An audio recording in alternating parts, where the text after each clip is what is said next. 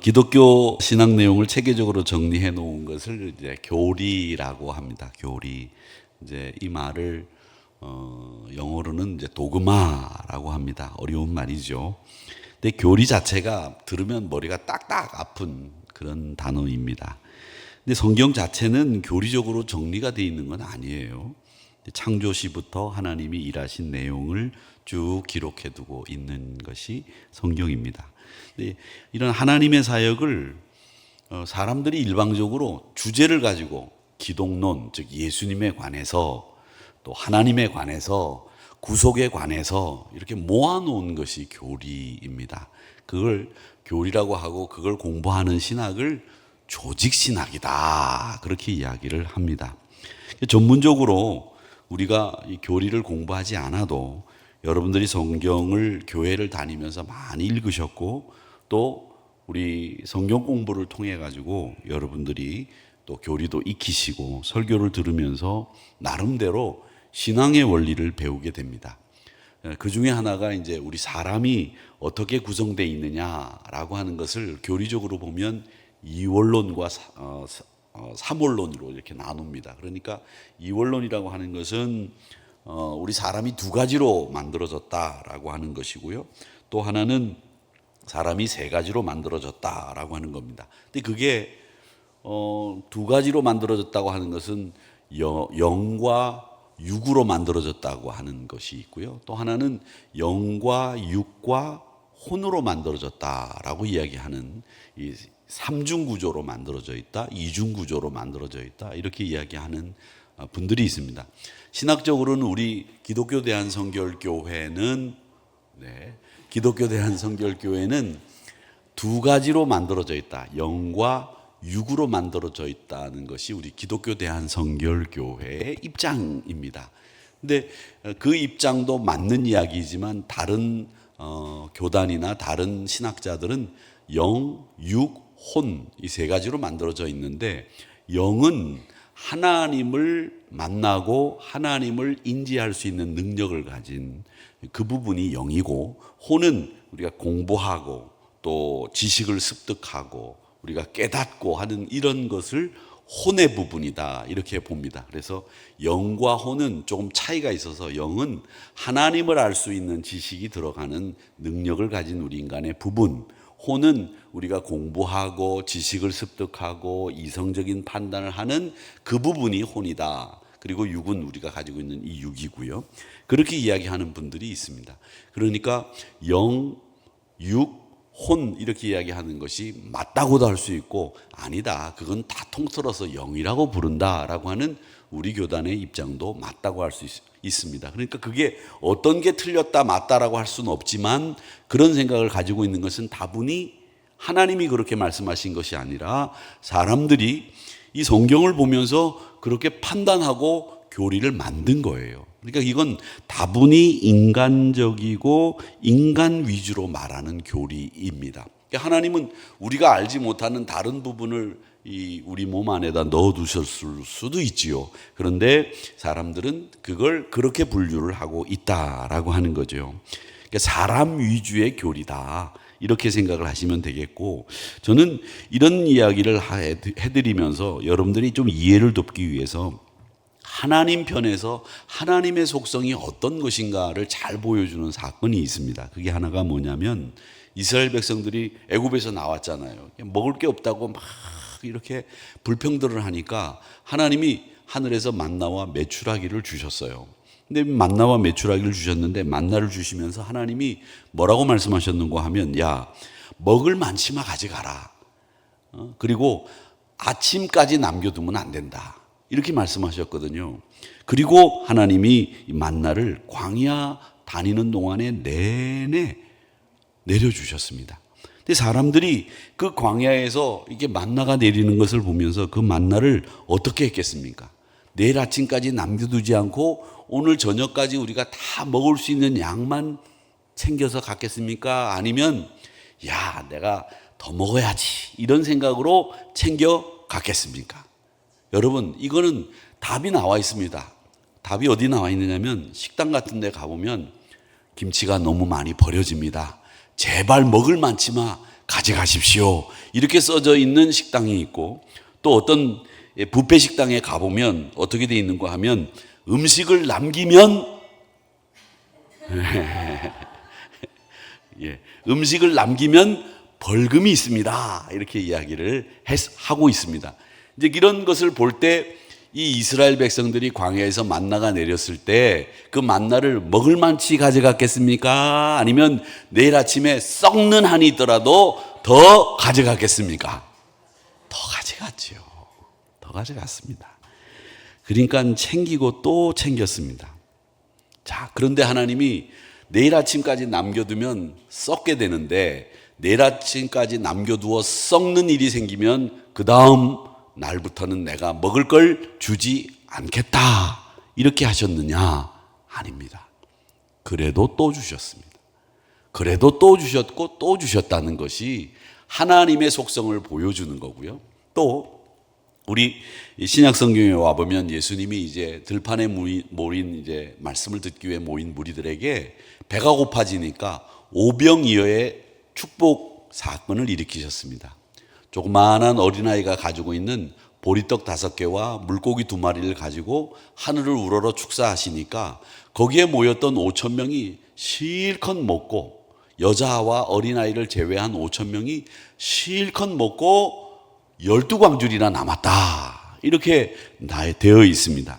자, 그런데 조금 전에 그 만나의 사건과 마찬가지로 이 사람들이 배불리 먹었다고 돼 있는데, 성경에 보면 배불리 먹고 그리고 남은 것이 12광줄이라고 되어 있습니다. 아주 성경은 세밀하게 묘사를 해 두었는데, 다 배불리 먹고 남은 것이 12광줄에 찾는데, 그 자리에 모인 사람들이 야, 저 보리떡 5개와 물고기 2마리로 우리가 나눠 먹으면서 하나님 앞에 축사를 해서 우리가 나눠 먹는데, 내가 최소한 요기만 해야지.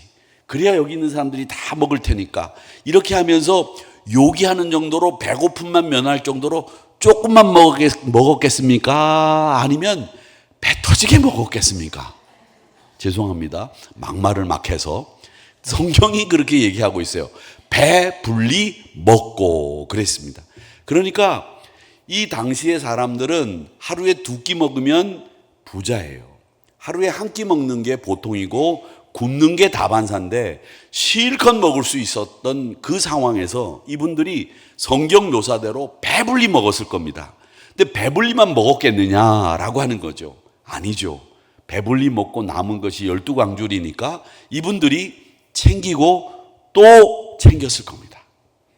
저희도 식당에서 무슨 일을 봉사하고 음식이 남으면 그걸 어떻게 합니까? 야, 이거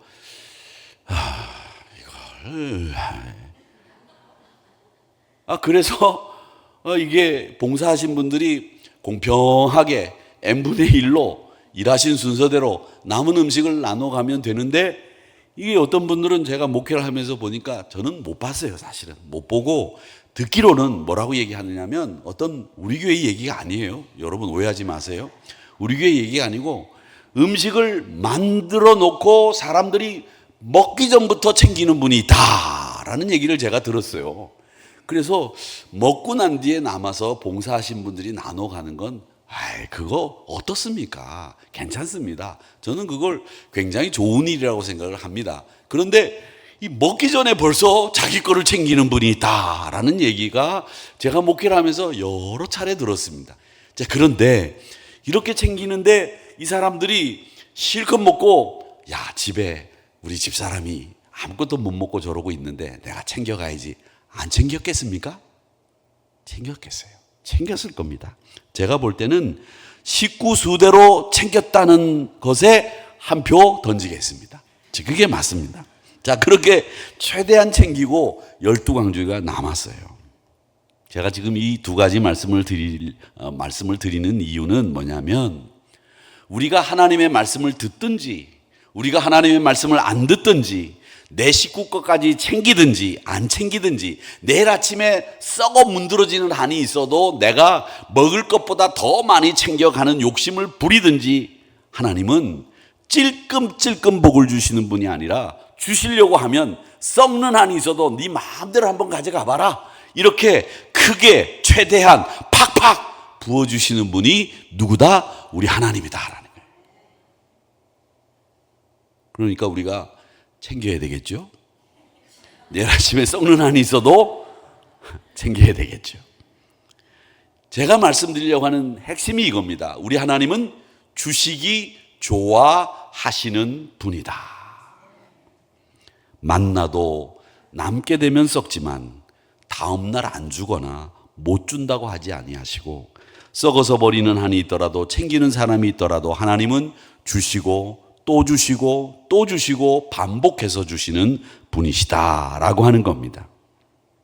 오병이어의 축복을 경험했던 사람들이, 그 사람들이 하나님의 말씀을 잘 듣던 사람이고 신실한 사람들이고 주의 제자들이고 하나님 나라를 앙망하던 사람들이냐? 아닙니다.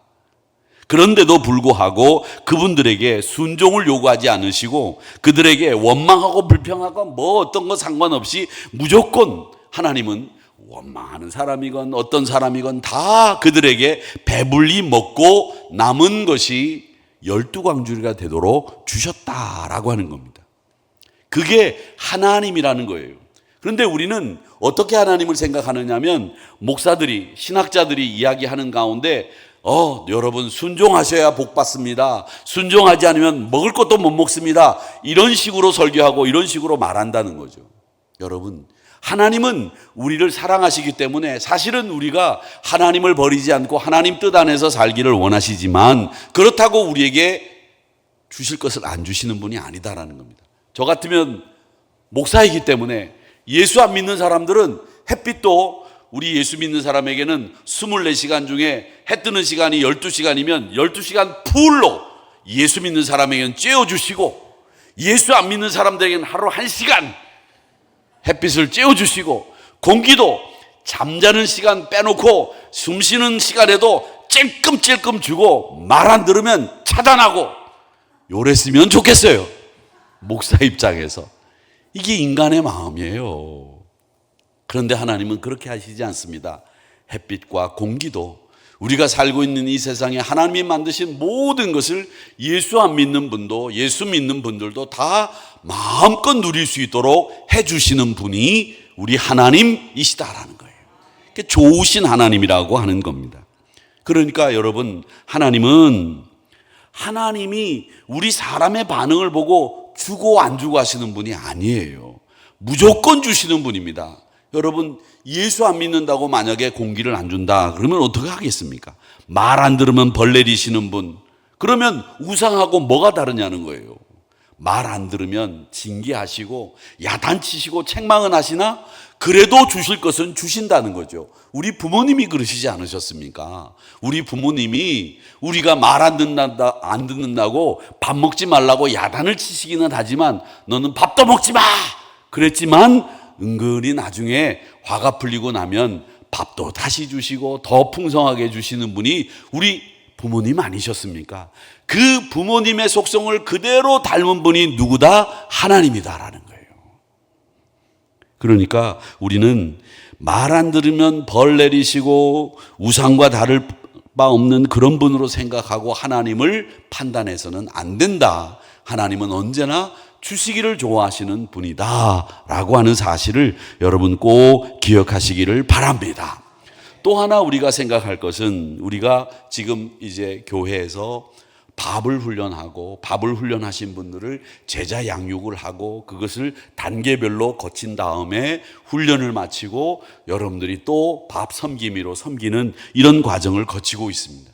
또 뿐만 아니라 여러분들이 다양한 신앙 프로그램을 진행하고, 또 우리 이은기 장로님이 운영하고 계시는 엠마우스 영성훈련에도 가시기도 하고 갔다 오신 분들도 많고, 그 외에도 많은 프로그램들에 여러분들이 참석을 하시고 보시고 있다는 거죠. 근데 저는 여러분들에게 이 제자 훈련을 하면서 월요일날 제가 목사들과 만나서 얘기를 쭉 하는 중에 이런 얘기를 서로 나누었습니다. 제가 일전에 한번 그런 말씀을 드린 적이 있는데, 비행기를 타고 가다가 제 옆에 이 절복을 입으신 여성분이 이렇게 옆에 앉아 계셨다는 말씀을 드린 적이 있습니다.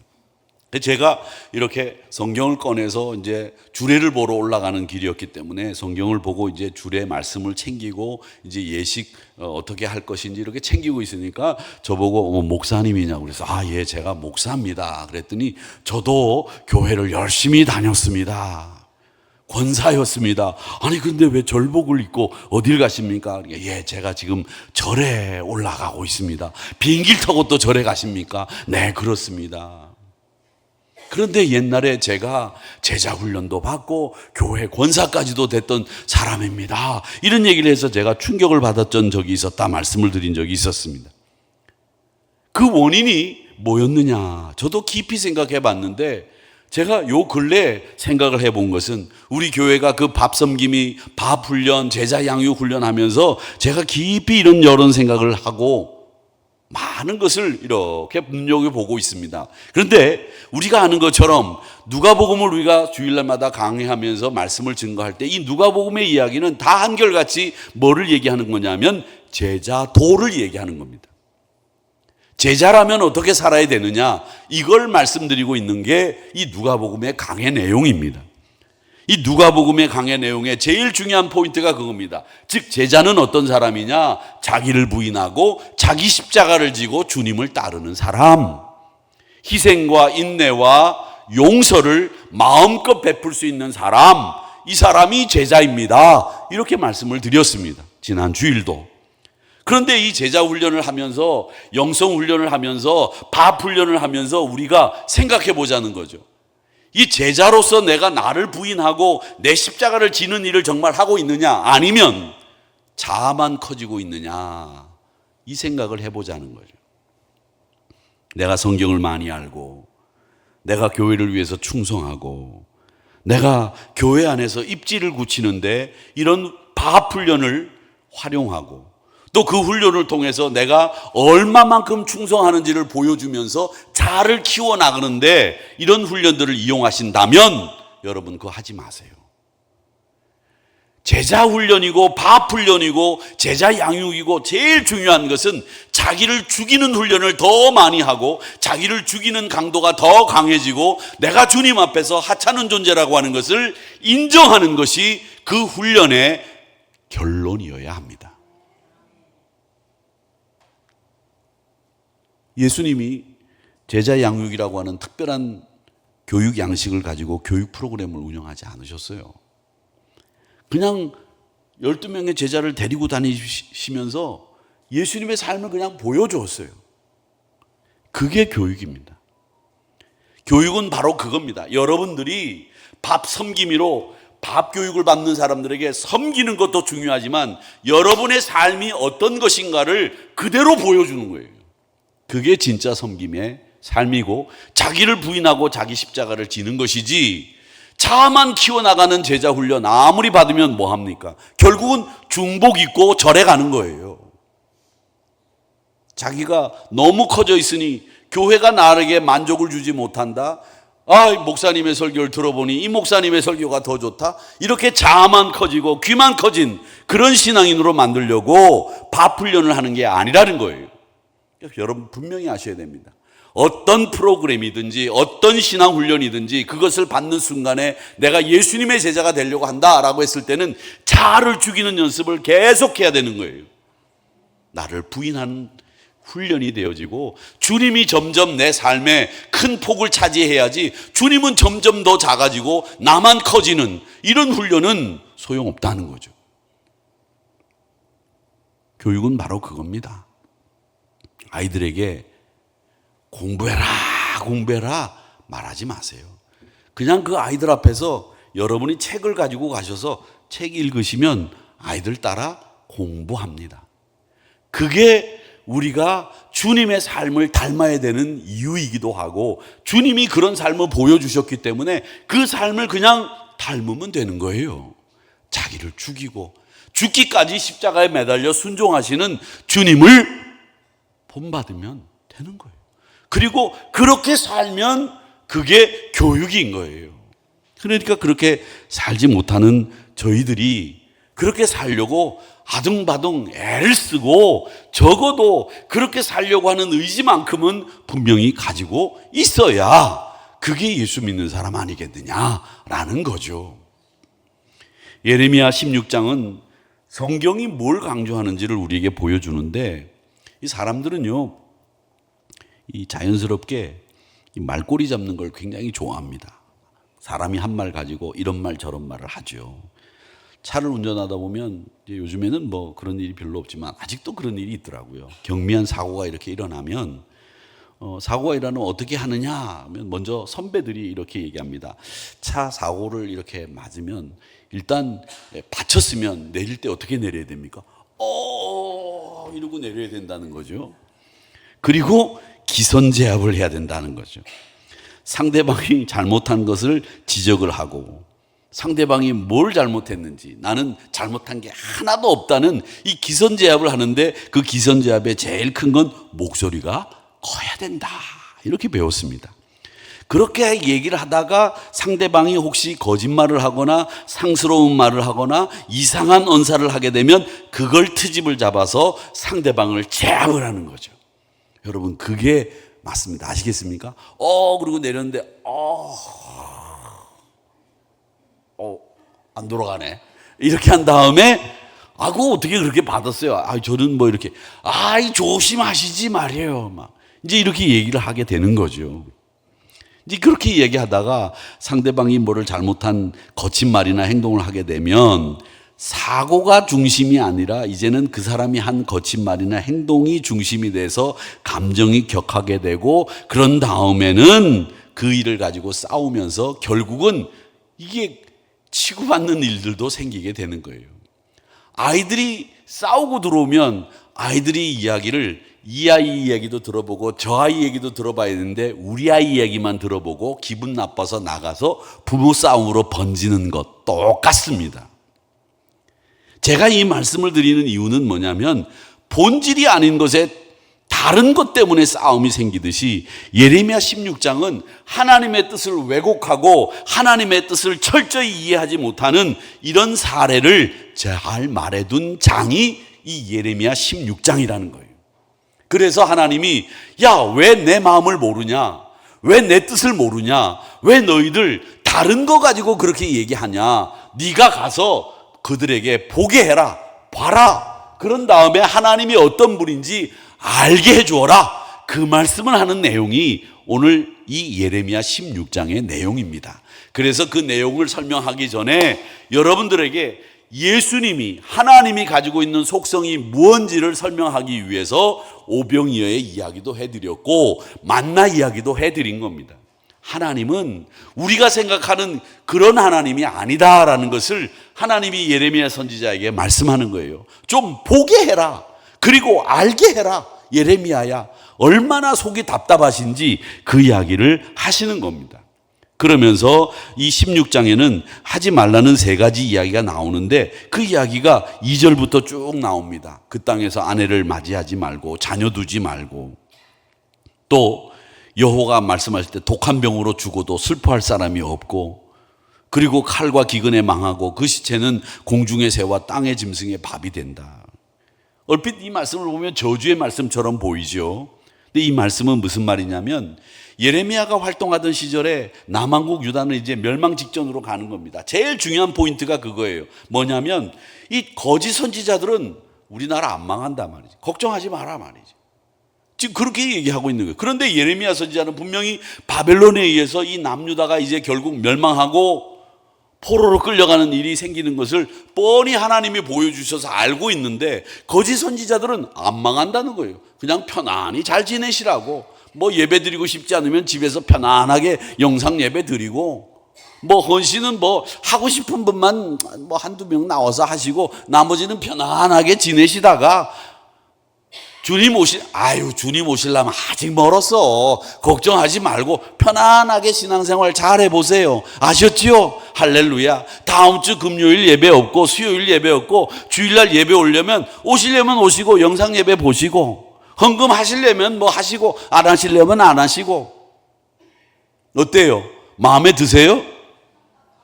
마음에 안 드시죠? 그런데 그 마음에 안 드는 이야기를 마음에 든다고 생각했고, 그 이야기가 하나님의 말씀이라고 생각하는 이스라엘 백성들이 있었다는 겁니다. 나라가 망한다는 말에 귀담아 듣지 않았다는 겁니다. 이 말은 뭐냐면 나중에 나오는 말씀들 다 뭐냐면 장가가고 시집가고 너희들이 그럴 때가 아니라는 겁니다. 천하태평에 장가가고 시집갈 때가 아니라는 이야기 뭡니까? 여러분, 결혼이라고 하는 것은 백년가약이라고 하죠. 이 일은 인간사에 있어서 굉장히 중요한 일인데 그 중요한 일도 하면 안 된다는 거예요. 정말 안 되는 이유는 뭐냐? 네가 정말 그 일보다 더 우선해야 될 일이 있다는 겁니다. 그게 뭐냐? 하나님께 돌아가고 하나님을 알고 하나님을 섬기는 일, 그게 우선이지. 지금 이렇게 나라가 망해가고 있는데 결혼하고 장가간다고? 이야, 애를 낳아도 애 봐줄 사람도 없어. 이야, 너 장가가가지고 살아봐. 병들면 너 간호해 줄 사람도 없어. 지금 정신 차려. 지금 그 얘기예요. 얼마나 무서운 얘기예요, 여러분. 안 그렇습니까? 21절에 너희들이 해야 될 일이 뭔지를 말씀하시고 있는 겁니다. 같이 읽어보겠습니다. 시작. 여호와께서 이르시되 보라, 이번에 그들에게 내 손과 내 능력을 알려서 그들로 내 이름이 여호와인 줄 알게 하리라. 아멘. 초상집 이야기, 잔치집 이야기가 나옵니다. 그런데 그 초상집, 잔치집 우리가 가야 되는 곳 아닙니까? 그런데도 거기 갈 시간이 없다. 묻어줄 사람이 없고 즐거워해 줄 사람이 없는 시대가 온다라는 이야기입니다. 그러면서 너희들 지금 뭘 봐야 되느냐라는 거예요. 뭘 봐야 되느냐. 하나님은 다시 한번 너희들이 내가 누구인지를 알아야 된다, 이렇게 이야기를 하면서 네 죄가 뭔지를 아느냐, 이렇게 이야기를 하고 있습니다. 그 내용이 11절에서부터 13절까지 나옵니다. 너희들이 지금까지 이렇게 살았던 이 모습들이 뭔지를 보여주고 있는데 그게 11절에서부터 쭉 나오는데 11절을 읽어보도록 하겠습니다. 11절로 넘겨주세요.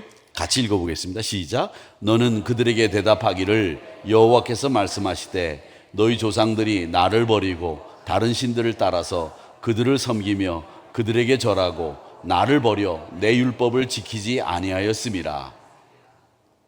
이게 이스라엘 백성들이 지은 죄라는 거예요. 그리고 이스라엘 백성들은 이렇게 된 모든 원인이 하나님 앞에 있다고 생각했어요. 하나님이 우리를 버리셨네. 하나님이 우리를 안 돌보시네.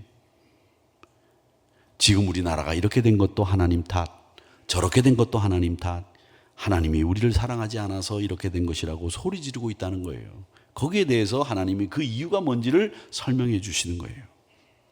그런데 이 말씀은요, 여러분 14절 15절 쭉 읽어보면 하나님의 말씀은요, 책망하시는 게 아니라 진노와 저주를 선포하시는 말씀이 아니라 그냥 하나님의 본심을 다시 보여주는 거예요. 그래도 다시 하나님이 챙기던 말던 부어주시는 것처럼 하나님이 또 우리를 사랑해 주시는 것을 보여주는데 14절 15절을 읽어보겠습니다. 시작. 여호와의 말씀이니라. 그러나 보라, 날이 이르리니 다시는 이스라엘 자손을 애굽 땅에서 인도해 내신 여호와께서 살아계심을 두고 맹세하지 아니하고 이스라엘 자손을 북방 땅과 그 쫓겨났던 모든 나라에서 인도하여 내신 여호와께서 살아계심을 두고 맹세하리라. 내가 그들을 그들의 조상들에게 준 그들의 땅으로 인도하여 드리리라. 아멘. 14절 다시 한번 띄워봐 주세요. 그날이 이르리니, 이건 회복의 날이 다시 온다는 겁니다. 그 회복의 날이 오게 되면 옛날 과거에 너희 조상들을 애굽 땅에서 인도해 내신 하나님께서 지금도 살아계셔서 너희들을 지금 굽어보고 계시는데 그 하나님이 15절 이스라엘 자손을 북방 땅 쫓겨났던 모든 나라에서 인도해 내신 여호와께서 살아계심을 두고 맹세하는데 내가 그들의 조상에게 주기로 약속한 그 땅으로 다시 들어갈 수 있도록 해주겠다. 지금 바벨론 포로로 끌려가기 전이에요. 망하기 전이에요. 그런데 하나님은 망하고 난 뒤까지 하나님은 회복을 선언하고 계시다는 거예요. 그럼 거기에 하나님의 은혜가 있는 겁니다. 하나님은 또 구원해 주신다는 거예요. 또 다시 하나님이 은혜를 베풀어 주신다는 겁니다. 이게 기독교적인 복음의 핵심이에요. 하나님은 또 주시고 또 주시고 또 구원의 은혜를 베풀어 주신다는 거예요. 이게 여호와 신앙 교리의 제일 핵심인데 우리는 그렇게 생각하지 않는다는 거죠. 고난과 역경, 이스라엘 백성들이 잘못해서 짓는 것인데 그 잘못해서 짓는 고난과 역경도 다 끝내고 하나님이 다시 은혜를 베풀어 주시겠다라고 하는 겁니다. 그걸 너희들이 보고 알아야 된다, 이 말씀을 하는 거죠. 사랑하는 성도 여러분, 오늘 이 말씀 예레미야 16장은 여러분 집에 돌아가셔서 하나님 앞에 여러분 가지고 있는 성경에 예레미야 16장을 그렇게 써놓으세요. 또 구원하신다, 다시 은혜 주신다, 이렇게 써놓으시고 하나님은 참 좋으신 분, 이렇게 써놓으시면 예레미야 16장은 다 끝난 겁니다. 그래서 예레미야 16장을 다음에 읽을 때는 쭉 읽으시고 이 내용이 뭐냐? 예레미야 16장은 또 구원해 주신다, 또 은혜 주신다. 그러면서 우리 하나님은 참 좋으신 하나님이시니 우리가 눈을 떠서 그 하나님을 보고 눈을 떠서 그 하나님을 알자, 이렇게 결단하면 되는 겁니다. 그런데 우리는 그 하나님을 모르고 자꾸 인간 위주로 하나님을 판단하고 인간 위주로 하나님을 생각하는 어리석은 일들을 하고 있는 것이 우리라는 겁니다. 저는 이 21절 말씀이 가장 멋있는 하나님의 선언이라고 생각을 합니다. 보라, 너희들 내 손에 내 능력을 알아서 내가 여호와인 줄 알아라, 그 얘기를 하시는 겁니다. 우리 하나님 우리를 또 이렇게 사랑하시기 때문에 보시고 아시고 그리고 하나님으로 인해서 행복한 믿음 생활, 즐거운 교회 생활, 신나는 신앙 생활을 누리시기를 주님의 이름으로 축복합니다. 여러분이 할 일은 다른 게 아닙니다. 열심히 그저 하나님을 보고 하나님을 알면 그만입니다. 그게 믿음 생활의 핵심이에요. 하나님을 알아가시면서 하나님께 초관심을 가지고 집중하시는 한 주간이 되시기를 주님의 이름으로 축복합니다.